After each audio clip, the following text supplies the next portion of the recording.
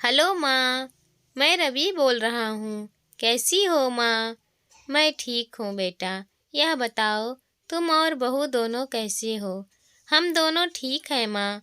आपकी बहुत याद आती है। अच्छा सुनो माँ, मैं अगले महीने इंडिया आ रहा हूँ तुम्हें लेने। क्या? हाँ माँ, अब हम सब साथ ही रहेंगे। नीतू कह रही थी माँ जी को अमेरिका ले आओ, वहाँ वो बहुत परेशान हो रही होंगी। हेलो माँ, सुन रही हो माँ? हाँ हाँ बेटा। बूढ़ी आंखों से खुशी के आंसू धारा बह निकले। बेटे और बहू का प्यार नस नस में दौड़ने लगा। जीवन के 70 साल गुजार चुकी सावित्री देवी ने जल्दी से अपने पल्लू से अपने आंसू पोंछे और बेटे से बात करने लगी। पूरे 2 साल बाद बेटा घर आ रहा था। बूढ़ी सावित्री देवी ने पूरे मोहल्ले में दौड़ दौड़ कर ये खबर सबको सुना दी। सभी खुश थे कि चलो बुढ़ापा चैन से बेटे और बहू के साथ गुजर जाएगा। रवि अकेले घर आया था। उसने कहा कि माँ, हमें जल्दी ही वापस जाना है, इसलिए जो भी रुपए पैसे किसी से लेना हो वह लेकर रख लो, और तब तक मैं किसी प्रॉपर्टी डीलर से मकान की बात करता हूँ। मकान? माँ ने पूछा। हाँ माँ, अब ये मकान बेचना ही पड़ेगा, वरना कौन इसकी देखभाल करेगा? हम सब तो अब अमेरिका में ही रहेंगे। बूढ़ी आंखों ने मकान के कोने कोने को ऐसे निहारा जैसे किसी अबोध बच्चे को सहला रही हो। आनन फानन और औने पौने दाम में रवि ने मकान बेच दिया। सावित्री देवी वह जरूरी सामान समेटे जिससे उसे बहुत ज़्यादा लगाव था। रवि टैक्सी मंगा चुका था। एयरपोर्ट पहुंचकर रवि ने कहा, माँ, तुम यहाँ बैठो, मैं अंदर जाकर सामान की जांच और बोर्डिंग और वीजे का काम निपटा लेता हूँ। ठीक है। सावित्री देवी वहीं पास के बेंच पर बैठ गई।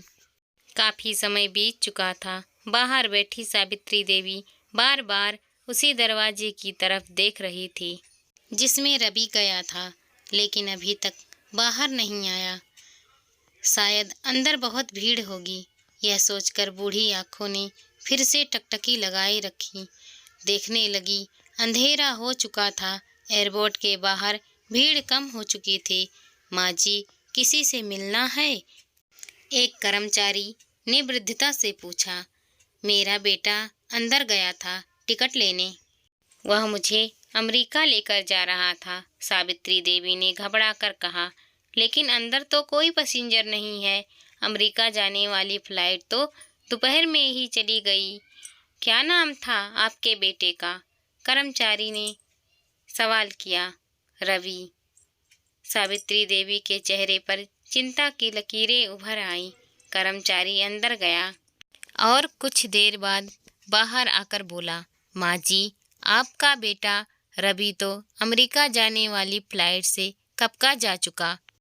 क्या? वृद्धता की आंखों से आंसुओं का सलाह फूट पड़ा। बूढ़ी माँ का रोम रोम काँप उठा। किसी तरह वापस घर पहुंची, जो अब बिक चुका था। रात में घर के बाहर चबूतरे पर ही सो गई। सुबह हुई तो दयालु मकान मालिक ने एक कमरा रहने को दे दिया।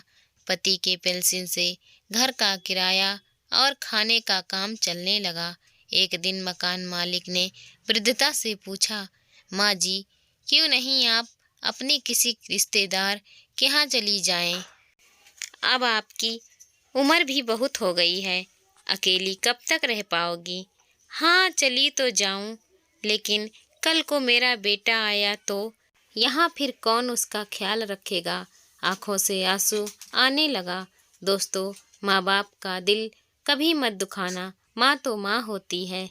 दोस्तों, आज के हमारे इस वीडियो पर आपका क्या राय है? कमेंट करके हमें ज़रूर बताना।